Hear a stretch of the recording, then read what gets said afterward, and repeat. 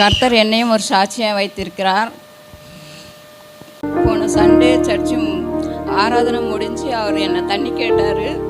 தண்ணி கேட்டு நான் கொடுத்து, எப்போவுமே அவர் தண்ணி கேட்க மாட்டார், ஆனால் தண்ணி கேட்டு கொடுத்து, சரி என்னடா அவர் தண்ணி கேட்குறாருன்ட்டு எனக்கு ஒரு மாதிரி மனசில் தோணிகிட்டே இருந்தது. கடைக்கு போய் சாக்லேட் வாங்கிட்டு வந்து ஜூஸ் எடுத்துகிட்டு வந்து வாயில் வைக்கிற வாயும் திறக்கல, மூச்சு பேச்சு இல்லாமல் இருந்தார்.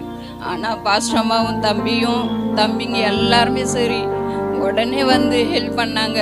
சோபனா சிஸ்டரும் சரி, ரேவதி சிஸ்டரும் சரி, உடனே அவர் இது பண்ணி பிளட் சுகர் டெஸ்ட் பண்ணாங்க, பிபி செக் பண்ணாங்க, எல்லாமே நார்மலாக இருக்குது. ஆனாலும் கர்த்தர் அவரை ஒரு சாட்சியை வைத்திருக்கிறாரு, ஆயுஷ் நாட்களை கூட்டி தந்திருக்கிறாரு.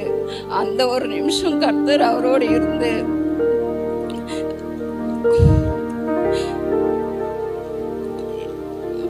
அதுவும் நான் நினச்சேன், வீட்டில் தனியாக இருந்ததுன்னா நான் என்ன பண்ணியிருப்பேன். ஏசப்பா, இது சர்ச்சுன்றதுனால தம்பிங்க எல்லாருமே வந்து ஹெல்ப் பண்ணாங்க.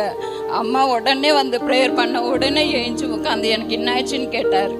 அப்போவே கர்த்தர் அவருக்கு நல்ல நாட்களை கொடுத்துருக்காரு, என்னையும் ஒரு சாட்சியாய் வைத்திருக்கிறார். பசங்களுக்காகவும் எல்லாருக்காகவும் நீங்கள் ஜெபிச்சுக்கோங்க. முக்கியமாக அவங்க தங்கச்சிக்காக, சந்தியாக்காக, அவளுக்கு பிள்ளை இல்லை, அவளுக்காக ஜெபிச்சுக்கோங்க. கர்த்தர் இந்த சிறு சாட்சியை ஆசீர்வதிப்பாராக.